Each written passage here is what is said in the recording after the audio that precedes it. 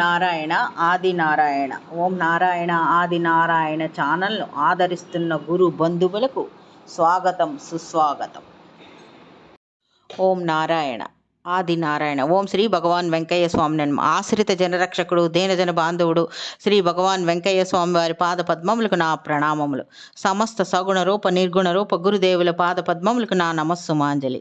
అవధూత శ్రీ భగవాన్ వెంకయ్య స్వామి వారి అనుగ్రహంతో, సమస్త గురుదేవుల ఆశీస్సులతో శ్రీ మొగలిచర్ల దత్తాత్రేయ స్వామి వారి జీవిత చరిత్ర పారాయణ భాగం 14. ఓం శ్రీ గణేశాయ నమః. ఓం శ్రీ సరస్వతి నమః. ఓం శ్రీ గురుభ్యో నమః.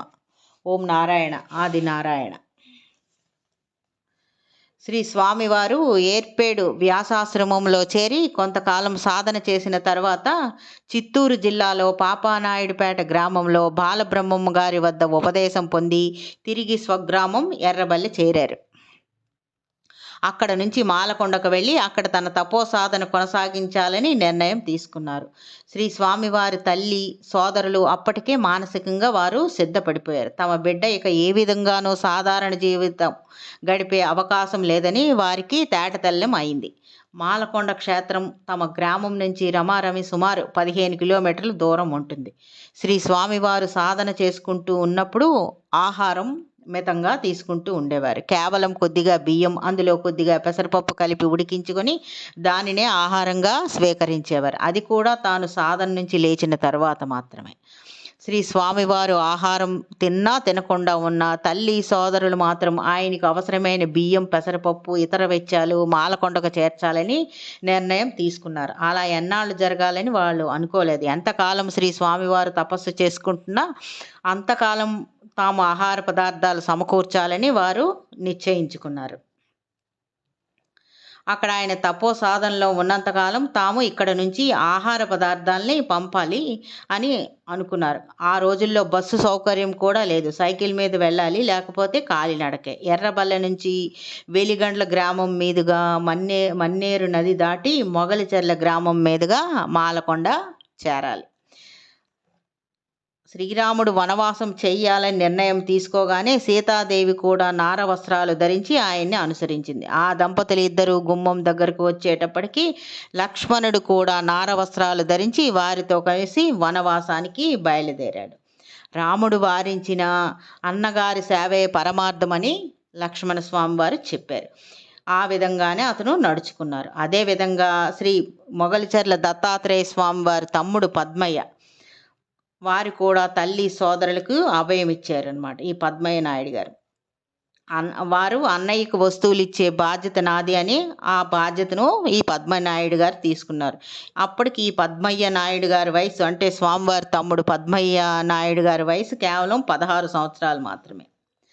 వారు ప్రతి 20 రోజులకు ఎర్రబల్లెలో బయలుదేరి మాలకొండ దాకా బియ్యం, పప్పులు మోసుకుంటూ, ఒక్కొక్కసారి సైకిల్ ఉండేది, ఒక్కొక్కసారి ఉండేది కాదు, అలా కాలినడకతోనే వచ్చి పార్వతీదేవి మఠం దగ్గర శ్రీ స్వామివారి కోసం ఎదురు చూస్తూ ఉండేవాడు అతను. శ్రీ స్వామివారు సాధన పూర్తి చేసుకొని పద్మయ్యను చూసి నవ్వేవారు. ఆ నవ్వు చూడగానే పద్మయ్యకు తాను అప్పటిదాకా పడిన శ్రమ అంతా ఎగిరిపోయేది. అది కొద్దిసేపు మాత్రమే. శ్రీ స్వామివారు పద్మయ్యతో గడిపేవారు. కానీ పద్మయ్యకు ఆ కొద్దిపాటి దర్శనమే కొండంత సంతోషాన్ని, ఆనందాన్ని ఇచ్చేది.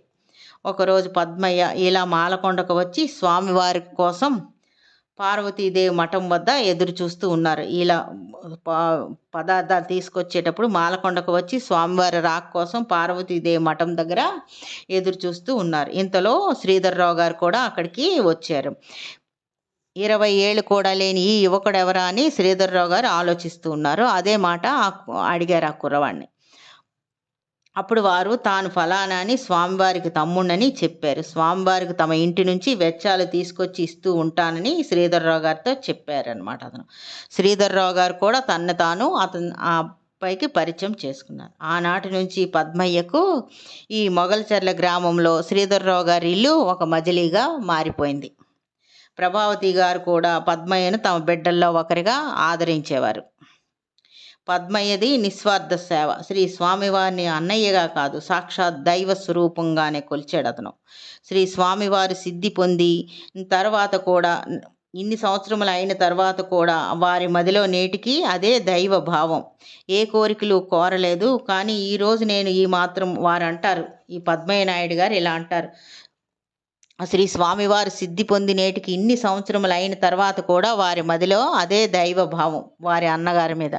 వారు ఇలా అంటారు, నేను ఏ కోరికలు కోరలేదు, కానీ ఈరోజు నేను ఈ మాత్రం స్థితిలో ఉన్నానంటే ఆయన ఆశీర్వాదమే కారణం అని అంటూ ఉంటారు. శ్రీ స్వామివారిని తలుచుకున్నప్పుడల్లా ఈ పద్మయ్య నాయుడు గారు ఉద్వేగానికి లోనవుతూ ఉంటారు. శ్రీ స్వామివారి ఆరాధన ఉత్సవానికి, అలాగే మహాశివరాత్రి నాడు జరిగే ఉత్సవానికి కుటుంబ సమేతంగా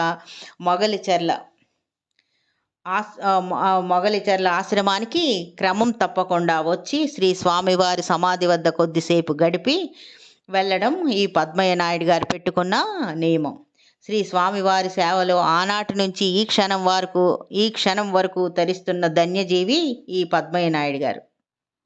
ఓం నారాయణ. ఆది నారాయణ.